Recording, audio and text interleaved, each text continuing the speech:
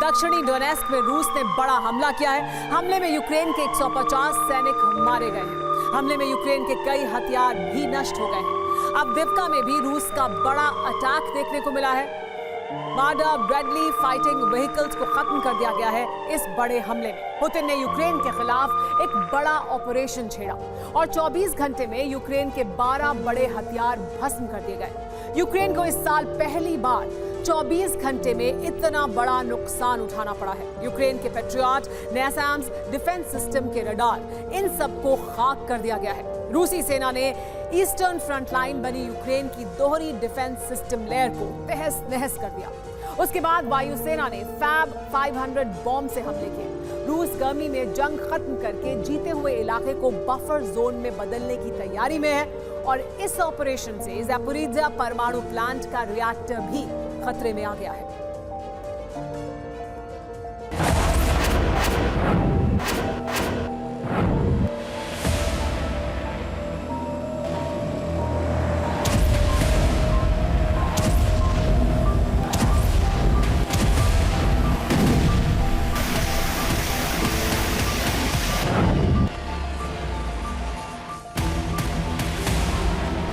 रूस का इस्कंदर मिसाइलों से आक्रमण।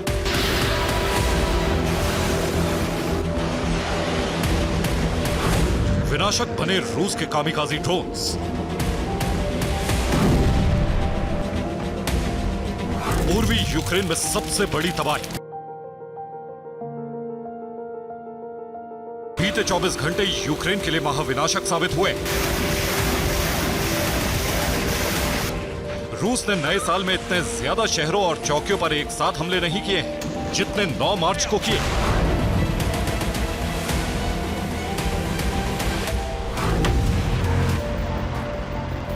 रूस ने 9 मार्च को यूक्रेन पर मिसाइल, ड्रोन, तोप और MLRS से बड़े हमले किए।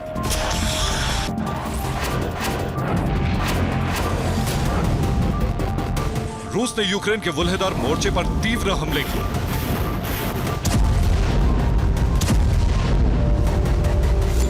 रूस ने फाब 500 गाइडेड बम से यूक्रेन के वुल्हेदार शहर पर हमले किए।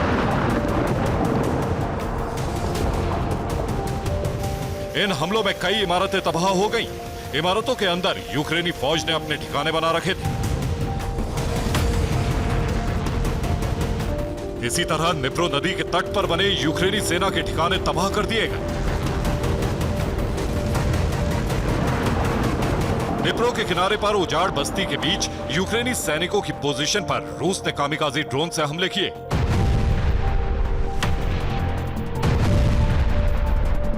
इन हमलों में यूक्रेन के 52 से ज्यादा सैनिकों के मारे जाने की खबर है।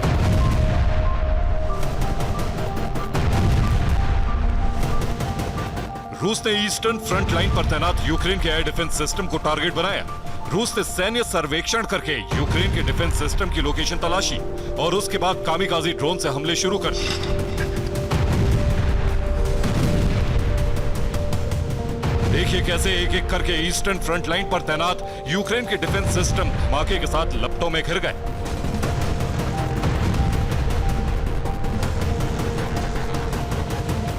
ईस्टर्न फ्रंट लाइन पर यूक्रेन के एयर डिफेंस सिस्टम रूस के लिए सबसे बड़ी परेशानी बने हुए थे।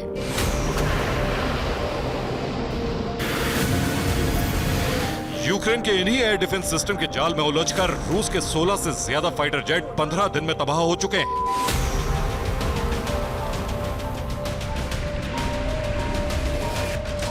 दरअसल रूस की वायुसेना यूक्रेन पर गाइडेड बम फाब 500 से हमले करने के मिशन पर रवाना होती है। इन विमानों को जिन हथियार गोदामों को टारगेट बनाना होता है वो ईस्टर्न फ्रंट लाइन के युद्ध क्षेत्र से पीछे बने होते हैं। इन पर हमले करने के लिए रूसी वायुसेना को गोदामों से 40 किलोमीटर की रेंज तक जाना होता है।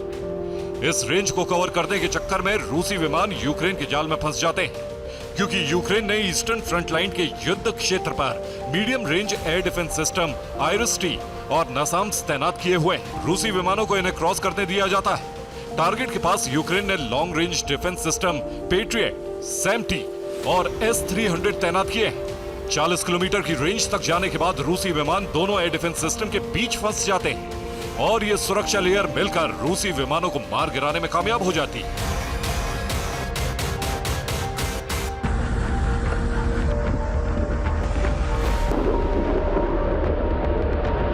एयर डिफेंस सिस्टम की पहली लेयर नष्ट होने के बाद रूस की सुखोई 25 स्क्वाड्रन ने उड़ान भरी।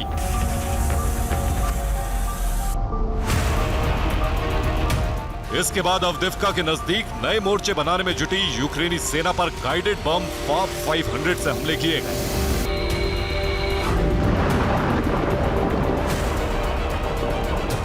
अवदिव्का में रूसी FAB 500 हमलों से यूक्रेन को भारी नुकसान उठाना पड़ा है। रूस ने इतना बारूद बरसाया है कि बड़ा इलाका धुआं-धुआं हो गया।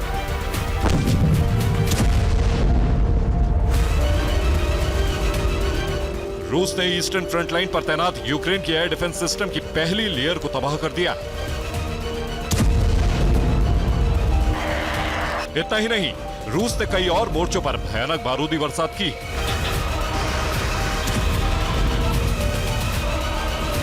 रूस की पैराट्रूपर्स मोटर्स ब्रिगेड ने राजदोलोवका और वैसियोलोव मोर्चे पर मोर्टार हमले किए।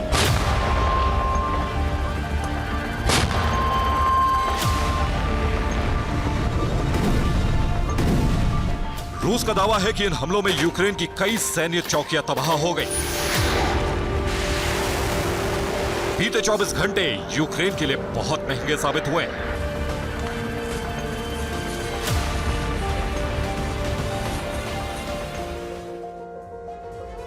24 घंटे में रूस ने यूक्रेन का एक P-18 air defence radar system खाक कर दिया है। इसके अलावा एक S-300 डिफेंस सिस्टम का लॉन्चर तबाह कर दिया गया। कामिकाजी ड्रोन हमले से S-300 डिफेंस सिस्टम का एक कमांड सेंटर तहस नहस हो गया है। यूक्रेन का एक NASAMS डिफेंस सिस्टम भी नष्ट हो चुका है। रूस के फैब हमले से यूक्रेन का एक बक M1 मिसाइल सिस्टम तबाह हो गया। रूसी सेना ने यूक्रेन का एक ST-68U air defence radar system भी जलाकर खाक कर दिया। बड़ा नुकसान ये कि यूक्रेन को एक ही मोर्चे पर 2 पेट्रियट डिफेंस सिस्टम भी गंवाने पड़े हैं।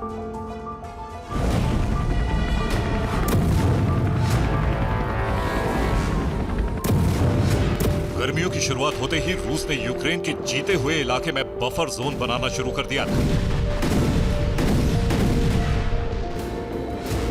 रूस का टारगेट है कि गर्मियों में यूक्रेन को 2 हिस्सों में बांटकर जीते हुए इलाके से यूक्रेनी सेना को बाहर कर दिया जाए।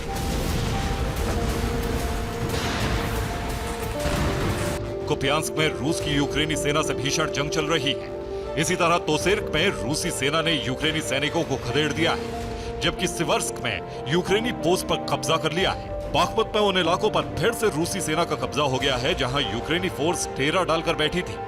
ISW ने जो नक्शा जारी किया है उसमें यूक्रेन की भौगोलिक स्थिति बदल रही है। कुपियांस्क पर करीब करीब रूस का कब्जा हो गया है। लुहांस्क के बड़े हिस्से पर रूसी सैनिकों ने कब्जा कर लिया है। अब खार्किव की तरफ रूस की बटालियन बढ़ रही है। तोसेर्के और सिवर्स्क के बाहरी इलाकों में भीषण जंग जारी है। इससे आगे इज्यूयम की तरफ सैनिक बढ़ रहे हैं। बाखमुत में रूस का दबदबा बढ़ता जा रहा है। अब डोनेस्क में यूक्रेनी सैनिकों पर बड़े हमले की तैयारी है।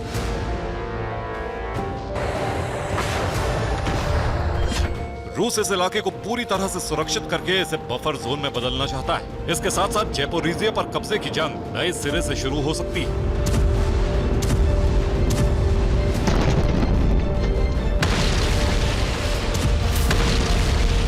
अंतर्राष्ट्रीय परमाणु ऊर्जा एजेंसी को चिंता इस बात की है कि ज़ैपोरिज़िया में जंग भड़की तो परमाणु विनाश का ऐसा ब्लास्ट हो सकता है जो पूरे यूरोप को रेडिएशन के बवंडर में धकेल देगा।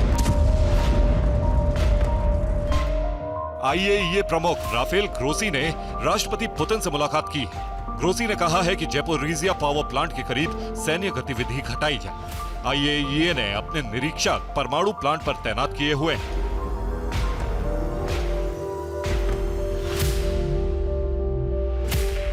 रूसी सेना ज़ैपोरिज़िया पर कब्जा जमाने के लिए आगे बढ़ रही है और यूक्रेन रूसी सेना को रोकने के लिए पूरी ताकत झोंक रहा है।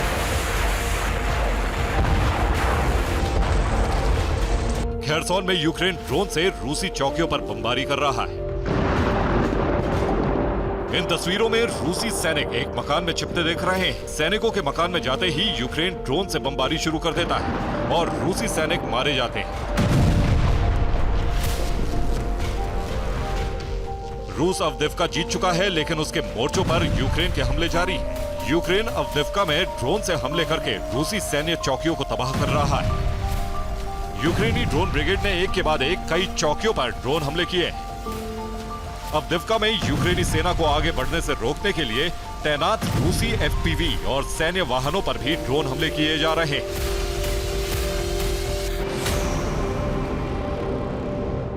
ईस्टर्न फ्रंट लाइन पर अपना अपना कब्जा जमाने के लिए रूस और यूक्रेन के बीच जबरदस्त जंग जारी है। Bureau report, TV9 Bharatvarsh.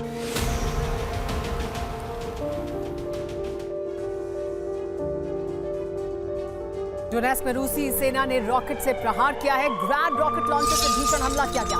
हमले में यूक्रेनी सेना के ठिकाने तबाह हो गए हैं। यूक्रेन के 3 टैंक और 4 सैन्य वाहन भी ध्वस्त हो गए। रूसी रक्षा मंत्रालय ने जारी किया है वीडियो।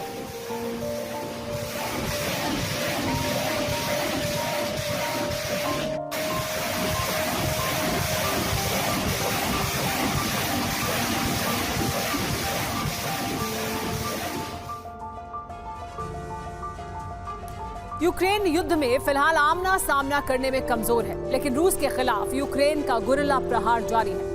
बुधवार से यूक्रेन रूस के शहरों को टारगेट कर रहा है। रात के अंधेरे में ड्रोन से हमले कर रहा है। यूक्रेन के टारगेट पर रूस के ऑयल डिपो और गैस पाइपलाइन है। यूक्रेन रूस के बड़े कारखानों को भी निशाना बना रहा है। शनिवार को रूस के कई इलाकों में धमाके हुए। ऐसा तब हुआ जब रूसी एयर डिफेंस सिस्टम से 47 ड्रोन गिराए गए।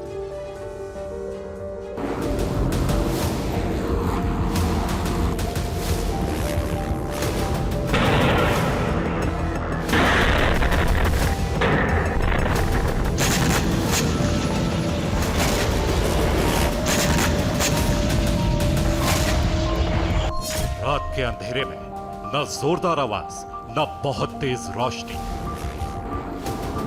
किसी को भनक भी नहीं लगती और रूस की सरहद को लांघने में कामयाब हो जाता है ड्रोन।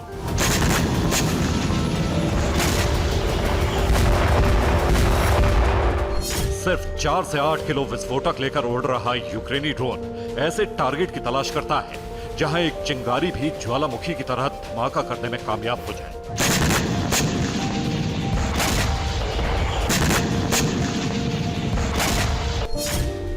रूस के ऐसे खास इलाके जहां तेल का भंडार है, गैस की स्टोरेज हो रही है, वही इलाके यूक्रेन के निशाने पर हैं।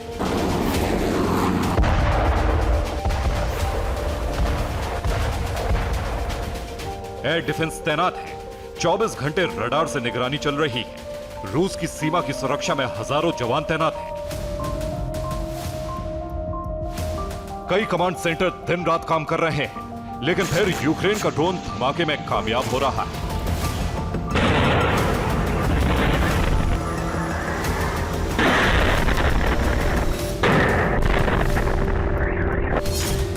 क्योंकि यूक्रेन के ड्रोन बेहद नीचे उड़ान भरते हैं। ड्रोन के इंजन की आवाज बेहद कम है।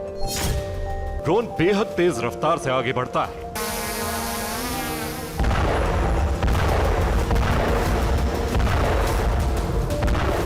आसमान पर नजर रखने वाले रूस के चौकन्ने जवानों को रडार पर अचानक कई ड्रोन नजर आते हैं।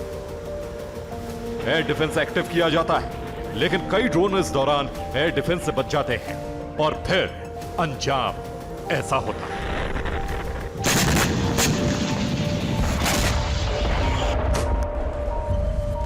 यूक्रेन का एक ड्रोन खांती मैंसी की गैस पाइपलाइन तक पहुंचने में कामयाब हुआ और फिर यह जोरदार धमाका हुआ। गैस का बड़ा भंडार होने की वजह से यहां कई बार धमाके हुए। यूक्रेन का एक छोटा सा ड्रोन एक बड़े बम की तरह धमाका करने में कामयाब हुआ। ऐसा ही एक जोरदार धमाका रूस के रोस्तोव में भी हुआ है। रिपोर्ट के मुताबिक यूक्रेन ने ड्रोन हमले में रूस की एक एयरक्राफ्ट बनाने वाली फैक्ट्री को तबाह कर दिया।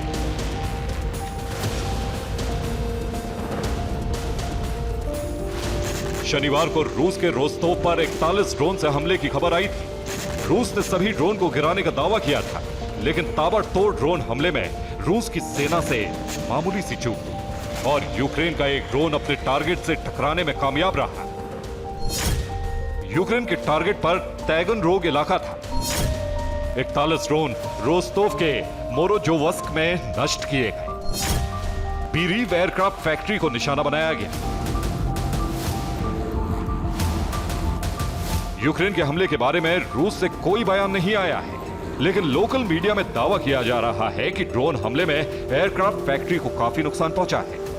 रिपोर्ट में दावा किया जा रहा है कि लगातार 4 दिनों से करीब 100 ड्रोन से हमले के पीछे यूक्रेन की नई ड्रोन शक्ति है। दावा किया जा रहा है कि यूक्रेन में ड्रोन का प्रोडक्शन तेजी से किया गया और ब्रिटेन की मदद से यूक्रेन ऐसे ड्रोन तैयार कर चुका है जो आसानी से रूस की सीमा में 1000 किलोमीटर तक जा सकते हैं। अब आपको यूक्रेन के नए घातक ड्रोन के बारे में बताते हैं। यूक्रेन को नेटो से लॉन्ग रेंज के हथियार तो नहीं मिले, लेकिन यूक्रेन ने खुद लंबी दूरी वाले ड्रोन बनाने में कामयाबी हासिल कर ली। ये खास तरह के फिक्स्ड विंग ड्रोन है। इसमें 4 किलो का विस्फोटक लोड हो सकता है, जिससे किसी तेल डिपो या गैस पाइपलाइन को उड़ाया जा सकता है। यूक्रेन ने पहले 300 किलोमीटर की रेंज वाला ड्रोन तैयार किया था, लेकिन अब यूक्रेन के पास 1000 किलोमीटर की रेंज वाले ड्रोन हैं, जिसकी वजह से यूक्रेन रूस के शहरों पर हमले कर पा रहा है। ड्रोन का प्रोडक्शन यूक्रेन में ही हो रहा है और कहा यह जा रहा है कि ब्रिटेन की तकनीक की मदद से यूक्रेन ने ड्रोन तैयार किया है। यूक्रेन का नया ड्रोन 160 किलोमीटर प्रति घंटे की रफ्तार से उड़ान भरने में सक्षम है।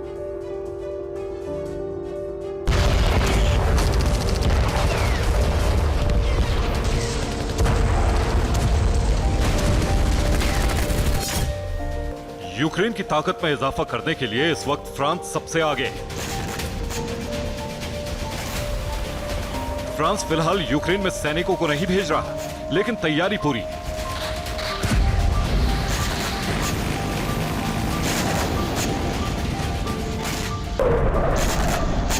फ्रांस भविष्य में अपनी सेना भेजने की पूरी तैयारी कर चुका है।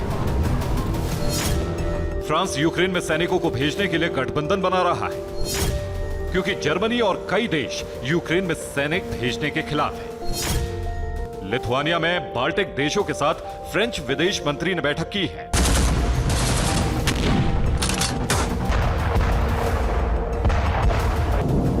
दूसरी तरफ ब्रिटेन जर्मनी के संपर्क में है, ताकि यूक्रेन को फौरन टॉरस मिसाइलों की सप्लाई कराई जा सके।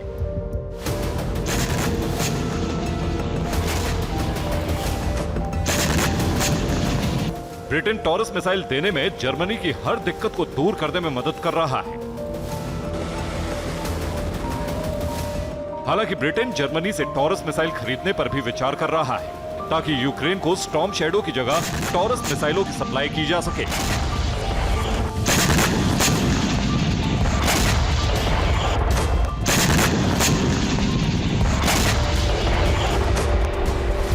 हालांकि अमेरिका से यूक्रेन के लिए फिर बुरी खबर आई है। अमेरिका से फिलहाल मदद के ऐलान की आखिरी उम्मीद भी खत्म हो गई है।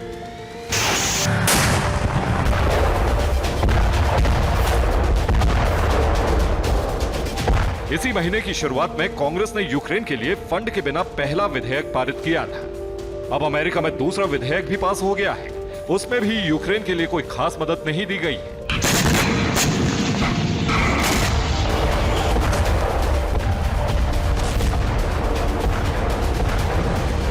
हालांकि यूरोपियन यूनियन से हथियारों का जखीरा जल्द यूक्रेन पहुंचने वाला है। फिलहाल हथियारों की कमी के बीच यूक्रेन की नई मुश्किल नाटो में मतभेद है। फिलहाल ऐसे कई हथियार हैं जिनका इंतजार यूक्रेन महीनों से कर रहा है। यूक्रेन के लिए फिलहाल सबसे बड़ी चुनौती खुद को हार से बचाना है। इसीलिए यूक्रेन रूस को उलझाने के लिए रूस के शहरों पर ड्रोन हमला कर रहा है। फिलहाल ज़ेलेंस्की की टीम ने खाली आर्टिलरी और खाली एयर डिफेंस की वजह से अपने सैनिकों को पीछे हटने और छिपकर हमला करने का आदेश दिया है। लेकिन गुरिल्ला प्रहार बहुत दिनों तक यूक्रेन के काम नहीं आएगा। यही वजह है कि नाटो में एकजुटता जरूरी है, नहीं तो यूक्रेन को हार से अधिक दिनों तक बचाना मुश्किल हो जाए। Bureau report, TV9 Bharatvarsh. युद्ध के मैदान से इस वक्त की एक और बड़ी खबर। यूक्रेन के सेवेरस्क में रूस ने बड़ा हमला किया। रूस की मोर्टार सेना ने यह बड़ा हमला किया। हमले में यूक्रेन की इन्फेंट्री यूनिट खत्म हो गई है। यूक्रेनी सेना के कई जवान भी मारे गए।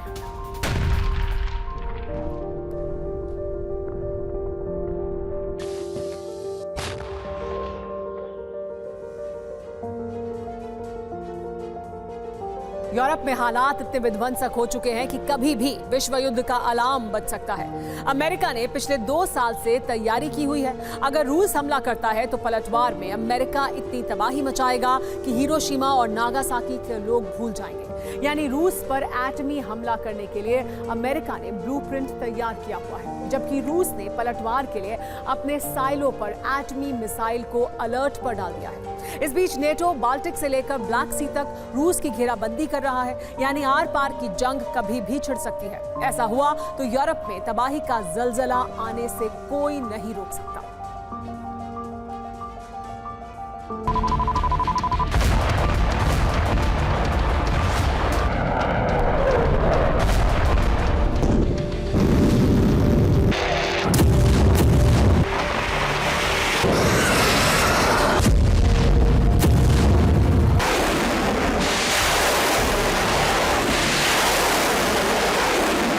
यूक्रेन से शुरू हुई जंग अब पूरे यूरोप में सुलगने वाली है।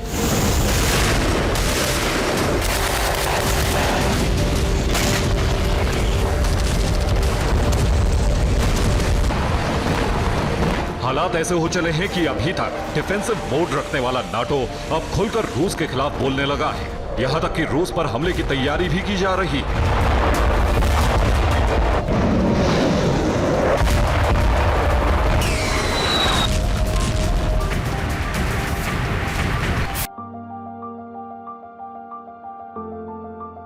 नाटो के ये तेवर स्वीडन को सदस्य बनाने के बाद बदले।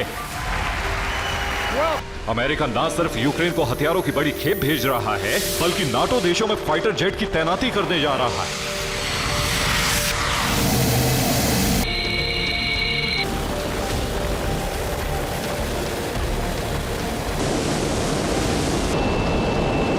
अमेरिका ने अपने F-35 फाइटर जेट को परमाणु हथियारों से लैस कर दिया है। इसका सीधा सा मतलब है वो रूस पर परमाणु हमला कर सकता है। अमेरिका की तैयारी एडवांस लेवल पर पहुंच चुकी है। अमेरिका और कई नाटो देश एक साथ मिलकर रूस पर हमला करने की तैयारी में हैं।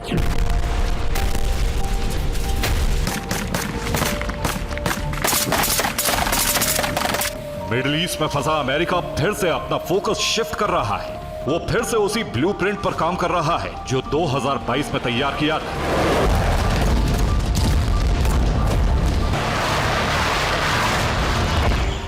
और वो ऐसा ब्लूप्रिंट था जिसके तहत करीब 80 साल बाद अमेरिका रूस में हिरोशिमा नागासाकी जैसी तबाही मचाने वाला था।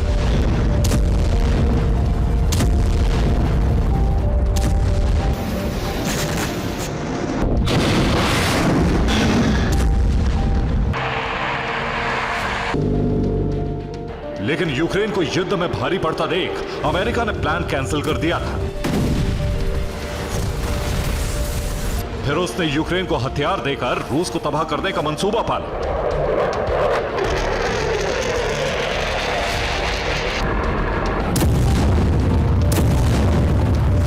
अमेरिका अब फिर से ब्लूप्रिंट 2022 पर काम कर रहा है। अगर यूक्रेन सरेंडर को मजबूर हुआ तो अमेरिका इस युद्ध में कूद पड़ेगा। अमेरिका ने 2 साल पहले ही एटमी युद्ध की तैयारी कर ली थी, यानी अब उसे इंतजार है कि रूस पहला हमला करे और उसके बाद वो तबाही के दरवाजे खोल दे।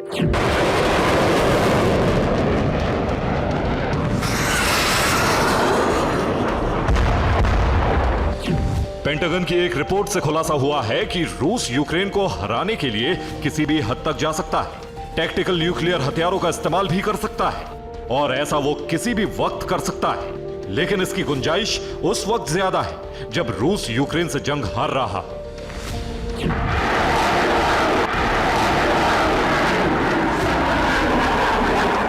पेंटागन की रिपोर्ट में यह भी बताया गया है कि अगर नाटो देश साथ मिलकर यूक्रेन को बचाएंगे तो भी रूस आपा हो सकता है और फिर उसके पास एटमी हथियार ही आखिरी विकल्प होगा।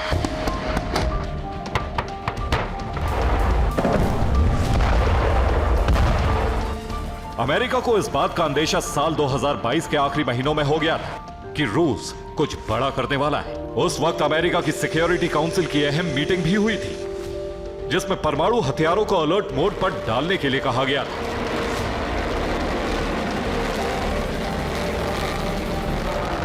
अमेरिकी सिक्योरिटी काउंसिल के एक सदस्य ने कुछ वक्त पहले खुलासा किया था।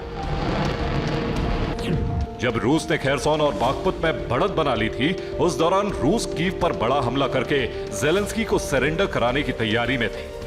तभी अमेरिका ने पक्का इरादा कर लिया था, ऐसा नहीं होने देंगे, चाहे हिरोशिमा जैसा हमला ही क्यों ना करना पड़े। उस दौरान रूस ने डर्टी बम के इस्तेमाल का मुद्दा छेड़ा था। क्रेमलिन की तरफ से रूस के रक्षा मंत्री ने अमेरिका, फ्रांस, ब्रिटेन और तुर्की के अपने समकक्ष से फोन कर बात की थी।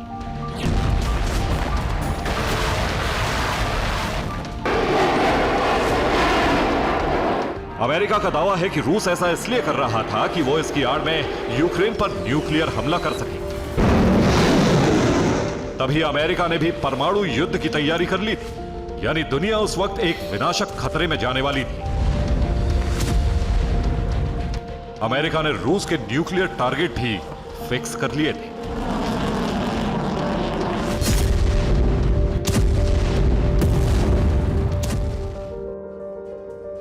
पेंटागन के ब्लूप्रिंट में रूस के टारगेट फिक्स हैं, जिसमें सबसे पहले अमेरिकी जेट रूस के न्यूक्लियर ठिकानों पर बम बरसा सकते हैं, जिसमें रूस की 6 न्यूक्लियर मिसाइल फील्ड हैं जो आर्कटिक से लेकर बाल्टिक तक पड़ती हैं।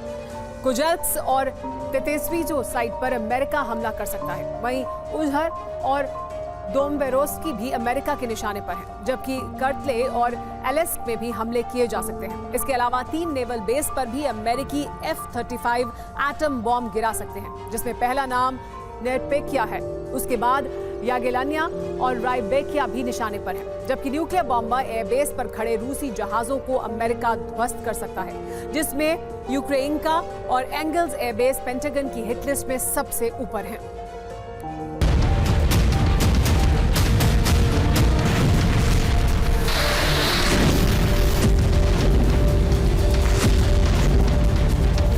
रूस के न्यूक्लियर टारगेट पर अमेरिका हमले की तैयारी कर चुका है।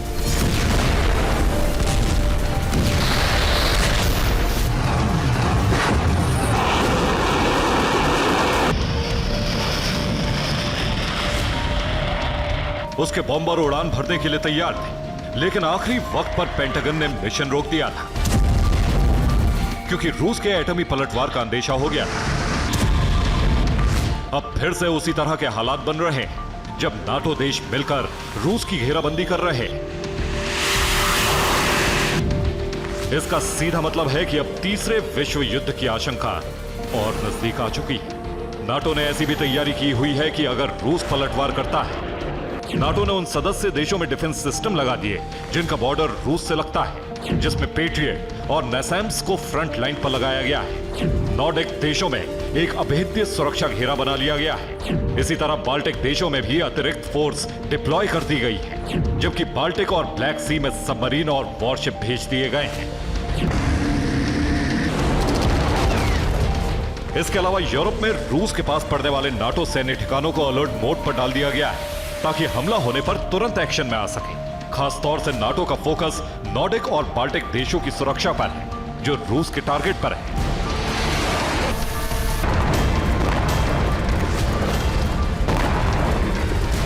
नाटो की तैयारी को देखते हुए रूसी सेना प्रमुख ने इसे अमेरिका का षड्यंत्र करार दिया है, जिससे यूरोप में विश्व युद्ध शुरू हो सकता है। उधर नाटो जबरदस्त तैयारी कर रहा है। एक तरफ नॉर्वे और पोलैंड में वॉर ड्रिल की जा रही है, दूसरी तरफ फिनलैंड और स्वीडन में हथियारों का प्रोडक्शन बढ़ा दिया गया है। साथ ही हाईटेक हथियारों की खेप भी पहुंचाना शुरू कर दिया है। नाटो का अंदेशा है कि रूस कैलिनिनग्राद में बड़ी तैयारी कर रहा है, इसीलिए नाटो ने भी बाल्टिक सागर में ऐसा घेरा तैयार कर लिया है जो रूस के लिए बड़ी मुसीबत बन सकता है। Bureau report, TV9 Bharatvarsh.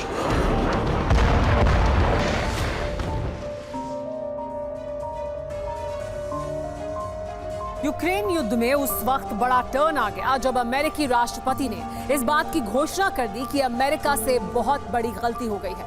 America Ukraine युद्ध में बुरी तरह फंस गया है। सवाल यह है कि आखिर बाइडेन ने यह बड़ी बात क्यों कही? क्या अमेरिका ये मान चुका है कि अब यूक्रेन का अस्तित्व बचाना मुश्किल है? क्या अमेरिका समेत नेटो को भी रूस से डर सता रहा है? इन्हीं सवालों का जवाब दे रही है हमारी ये रिपोर्ट।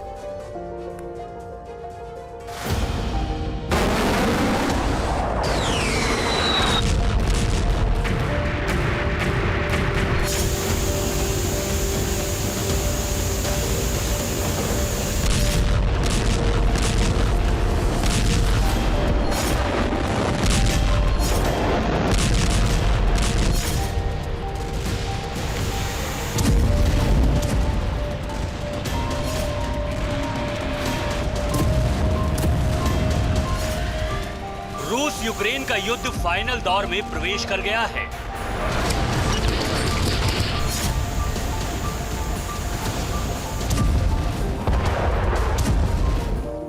रूसी सेना जिस तरह से हमले कर रही है, उससे यूक्रेनी फोर्स की कमर टूट गई है।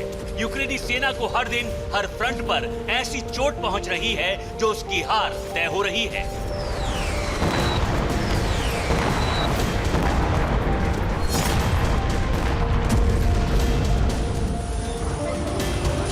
यूक्रेनी फोर्स के पास ना तो हथियार हैं, ना ही सैनिक, लिहाजा ज़ेलेंस्की सेना का हौसला टूट चुका है।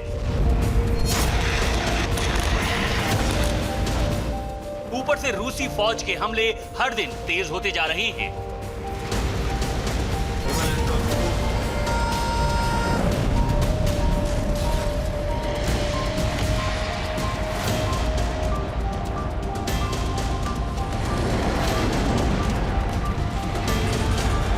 सर्दी खत्म होने के साथ ही पुतिन पलटन का प्रलय शुरू हो गया है।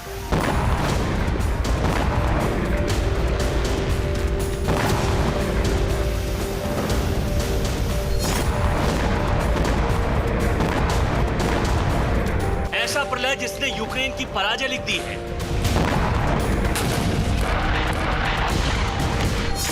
इस बीच अमेरिकी राष्ट्रपति जो बाइडेन ने जो कुछ कहा है वो ज़ेलेंस्की और उनकी सेना के लिए किसी सदमे से कम नहीं है।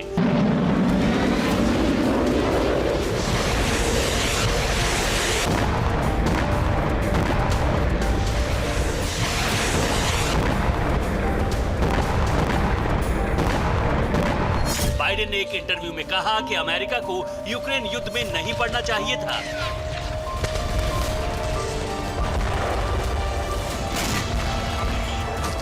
बाइडेन का कहना है कि अमेरिका को ना तो यूक्रेन युद्ध में, ना ही इराक या अफगानिस्तान की जंग में पड़ना चाहिए था।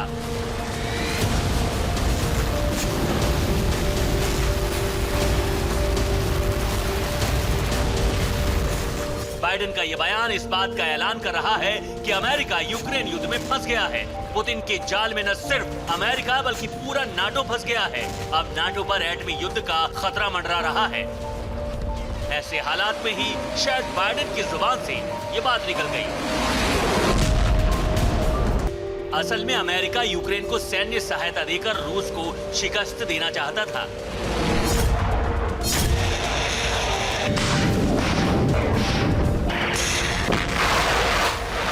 लेकिन उसका ये प्लान कामयाब नहीं हो सका। रूस के बारूदी विध्वंस के सामने नाटो की हर रणनीति तहस नहस होती गई।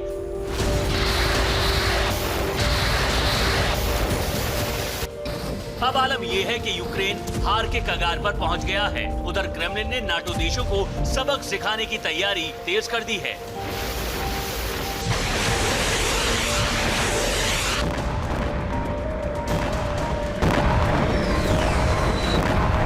माना जा रहा है कि यूक्रेन को परास्त करने के बाद रूसी सेना Finland, Sweden, Moldova, Estonia, Latvia और लिथुआनिया जैसे देशों के खिलाफ सैन्य ऑपरेशन लॉन्च कर सकती है।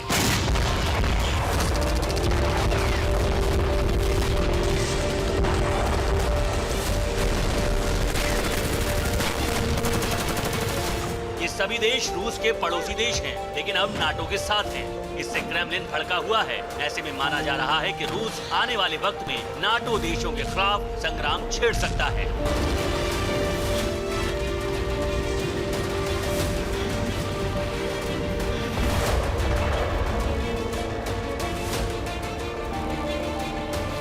नाटो को मालूम पड़ गया है कि यूक्रेन अब हार से नहीं बच सकता है। शायद यही वजह है कि नाटो अब उसे जरूरत के हिसाब से हथियार भी नहीं दे रहा है।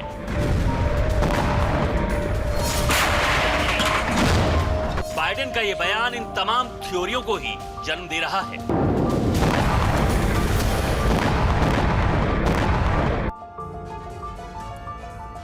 हूती के संपूर्ण दमन के लिए पेंटागन में एक सीक्रेट मीटिंग हुई, जिसमें तय किया गया कि हूती के खात्मे के लिए स्पेशल ऑपरेशन चलाया जाएगा।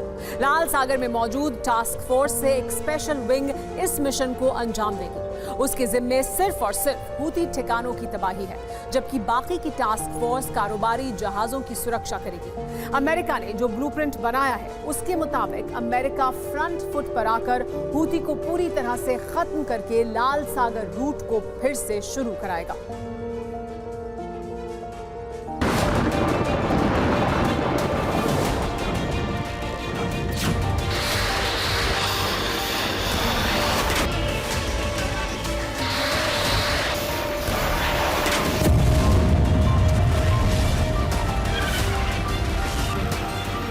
लाल सागर में बारूदी ज्वाला धधक रही है, जहाजों की जल समाधि हो रही है। ऐसे में अमेरिका ने ऐलान कर दिया है कि हूती का नामो निशान मिटाकर ही रहेंगे।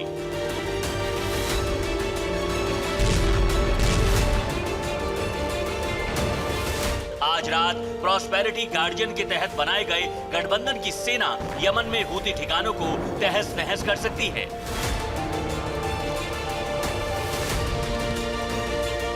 जिससे अदन की खाड़ी से लेकर बॉब अल मंदेब स्ट्रेट तक का इलाका टास्क फोर्स अपने कब्जे में ले सके और समुद्री जहाजों को आसानी से बिना किसी नुकसान के यूरोपीय देशों तक पहुंचा सके। अब जिस जगह सबसे ज्यादा हमले किए जा रहे हैं वो इलाका अदन की खाड़ी है।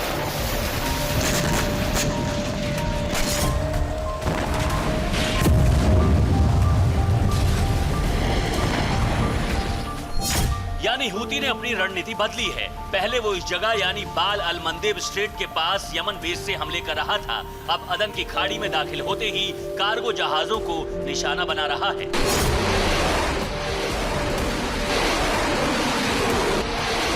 हूती ने ब्रिटिश शिप रू बीमार पर भी इसी जगह हमला किया था। पहले मिसाइल अटैक से उस जहाज पर आग लगाई जिससे क्रू मेंबर ने कूदकर जान बचाई थी।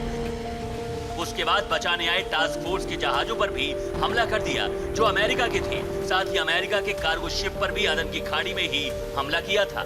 पिछले कुछ वक्त में तेज हुए जब से ईरानी कमांडर ने हूती लड़ाकों को ट्रेनिंग देनी शुरू की है। हूती ने हमलों की जगह बदलकर टास्क फोर्स को चकमा दिया है। अदन की खाड़ी में हमले करके हूती लड़ाके यमन वापस लौट जाते हैं। हूती लड़ाके पिछले कुछ वक्त से सभी कार्गो शिप को टारगेट कर रहे हैं। एक तरफ मिसाइल बरसा रहे हैं, ड्रोन हमले कर रहे हैं। सवाल उठ रहा है कि इतने विध्वंसक हमले करना उन्हें किसने सिखाया? उसका जवाब ये वीडियो है। इसमें हूती लड़ाकों को विध्वंसक हथियार चलाने की ट्रेनिंग दी जा रही है जिसे देने वाला ईरानी कमांडर है। यानी ईरान हूती को पूरा पैकेज दे रहा है, हथियार भी दे रहा है और उसे चलाने की ट्रेनिंग भी। यही वजह है कि हूती लाल सागर में हर जगह हमले कर रहा है। यहाँ तक कि जो जहाज लाल सागर रूट से बचकर सोमालिया रूट से जा रहे हैं, हूती लॉन्ग रेंज मिसाइल से उन्हें टारगेट कर रहा है। पिछले कुछ वक्त में ब्रिटेन के अलावा अमेरिकी कार्गो शिप पर हमला करके सीधे अमेरिका को चैलेंज किया गया। यानी अब टकराव सीधे अमेरिका से है जिसे करारा जवाब देना ही होगा, नहीं तो अरब में उसका दबदबा हमेशा के लिए खत्म हो सकता है।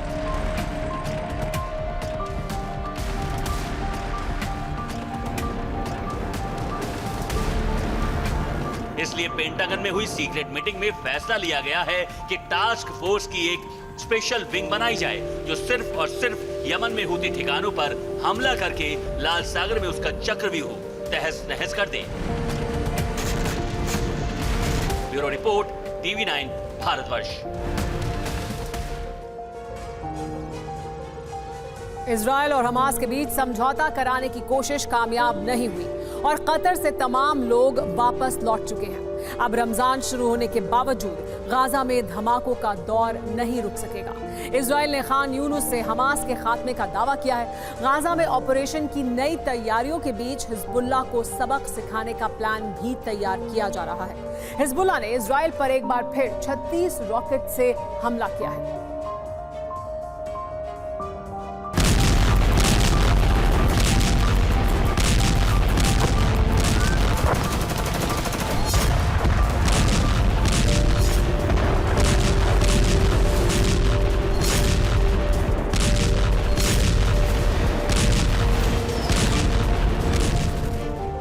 मार्च भी आ गया और रमजान की शुरुआत भी हो गई, लेकिन गाजा में इजराइल का ऑपरेशन जारी है।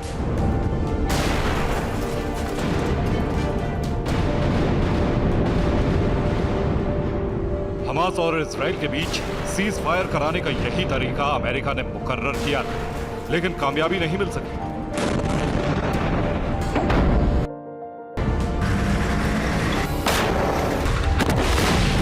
बातचीत नाकाम होने के बाद इजराइल में मोसाद और सेना की बैठक हुई, जिसमें फैसला हुआ कि गाजा में ऑपरेशन जारी रखा जाएगा। हमास के बाकी बचे ठिकाने खत्म होंगे, लेबनान बॉर्डर पर सुरक्षा बढ़ाई जाएगी। इजराइल की आर्मी अब गाजा के नए इलाके में घेराबंदी शुरू करेगी, क्योंकि खान यूनिस में ऑपरेशन को खत्म माना जा रहा है।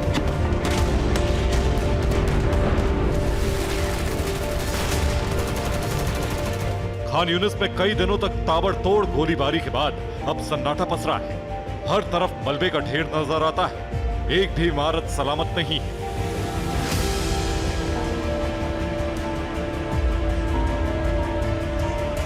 इस तबाही के बीच इजराइल ने खान यूनिस से हमास के सफाई का ऐलान किया है।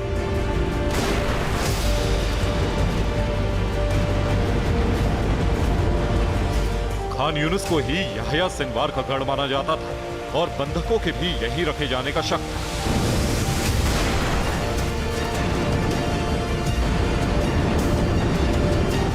लेकिन कई महीने तक चले इस ऑपरेशन के बाद भी इजरायली सेना के हाथ खाली हैं। हमास के खिलाफ ऑपरेशन तेज करने के साथ ही इजराइल अब हिजबुल्लाह की चुनौती से भी निपटने की तैयारी में है।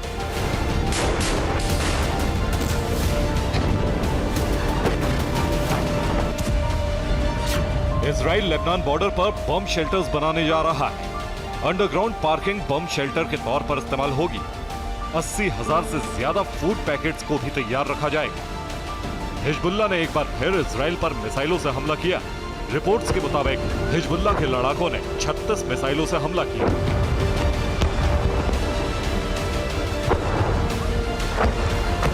सीज फायर पर बात नहीं बनने के बाद अमेरिका और इजराइल की दूरियां भी बढ़ने लगी।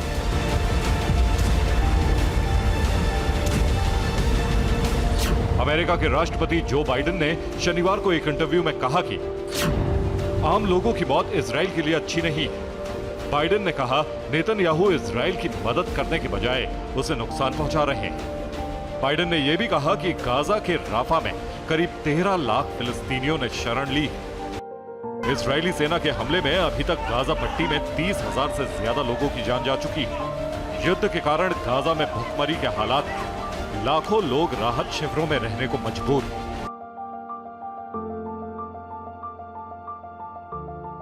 सीज फायर पर अगले हफ्ते एक बार फिर बातचीत शुरू हो सकती है। हमास के ड्राफ्ट के मुताबिक पहले फेज में 45 दिन का सीज फायर होगा। इस दौरान हमास की कैद में मौजूद सभी महिलाएं और 19 साल से कम उम्र के पुरुष रिहा किए जाएंगे। इसके बाद इजराइल फिलिस्तीनी महिलाओं और बच्चों को रिहा करेगा। दूसरे फेज और तीसरे फेज में बाकी कैदियों की अदला बदली होगी। तीसरा फेज खत्म होने के पहले दोनों पक्ष यानी इजराइल और हमास जंग के खात्मे को लेकर समझौता करेंगे। हालांकि इजराइल को लग रहा है कि बंधकों की रिहाई को लेकर हमास इसलिए टाल मटोल कर रहा है क्योंकि ज्यादातर बंधक जिंदा नहीं है। अब समझौते को लेकर बातचीत कब शुरू होगी, इसकी तारीख तय नहीं की गई। Bureau report, TV9 भारतवंश।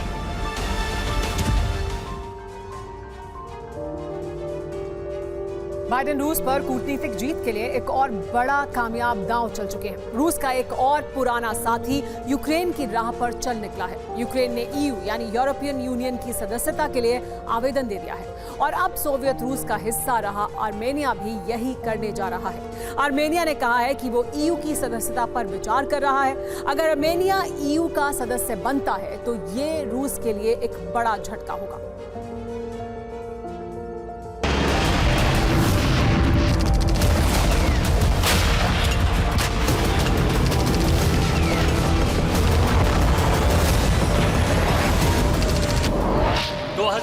में आर्मीनिया और अजरबैजान के बीच नागोर्नो काराबाख की जंग हुई और अजरबैजान ने आर्मीनिया से उसका अभिन्न हिस्सा नागोर्नो काराबाख छीन लिया।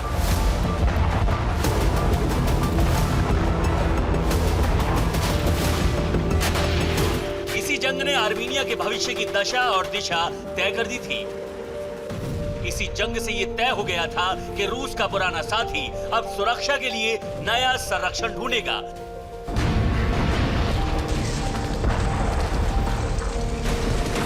और उसकी तलाश अमेरिका की शरण में जाकर पूरी होती दिख रही है। आर्मीनिया ने कहा है कि वो ईयू की सदस्यता लेने पर विचार कर रहा है। आर्मीनिया के विदेश मंत्री अरारात मिर्जोयान ने कहा है कि आर्मीनिया ईयू की सदस्यता के लिए आवेदन करने पर विचार कर रहा है। आजकल आर्मीनिया में कई नए अवसरों पर बड़े पैमाने पर चर्चा हो रही है। अगर मैं कहूं इसमें यूरोपीय संघ की सदस्यता भी शामिल है तो यह कोई रहस्य नहीं होगा।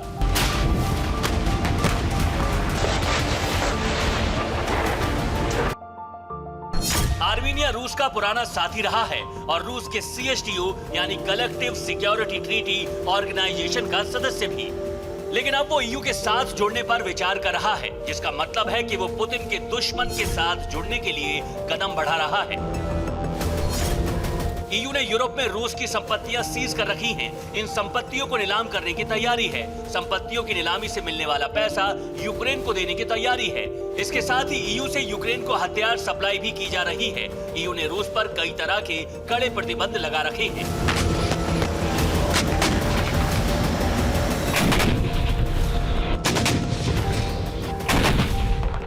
यूक्रेन के बाद आर्मीनिया दूसरा देश है जो सोवियत रूस का हिस्सा रहा है और अब ईयू से जुड़ना चाहता है। 2018 से ही आर्मीनिया ने यूएस की तरफ झुकाव के संकेत देने शुरू कर दिए थे। 2018 में आर्मीनिया में चुनाव हुए। चुनाव में प्रधानमंत्री सर्ज सरगेसियान की सत्ता वापसी हुई। इस चुनाव के बाद आर्मीनिया में क्रांति शुरू हुई। आर्मीनिया के लोग विदेश नीति में बदलाव चाहते थे। क्रांतिकारियों ने मांग की थी कि आर्मीनिया को यूरोपियन यूनियन के साथ जुड़ना चाहिए। इस क्रांति के बाद निकोल पश्नियान आर्मीनिया के प्रधानमंत्री बने। निकोल ने तभी से विदेश नीति में बदलाव शुरू कर दिया था। 2019-20 तक आर्मीनियाई प्रधानमंत्री ने रूस से दूरी बनानी शुरू कर दी। 2020 में आर्मीनिया और अजरबैजान के बीच जंग हुई। इस जंग में आर्मीनिया को नागोर्नो काराबाख गंवाना पड़ा और तभी आर्मीनिया ने कहा था कि इस जंग में रूस उसकी मदद के लिए नहीं आया और सुरक्षा नहीं दे पाया। तब ये तय हो गया था कि आर्मीनिया अब रूस का सहयोगी नहीं रहेगा।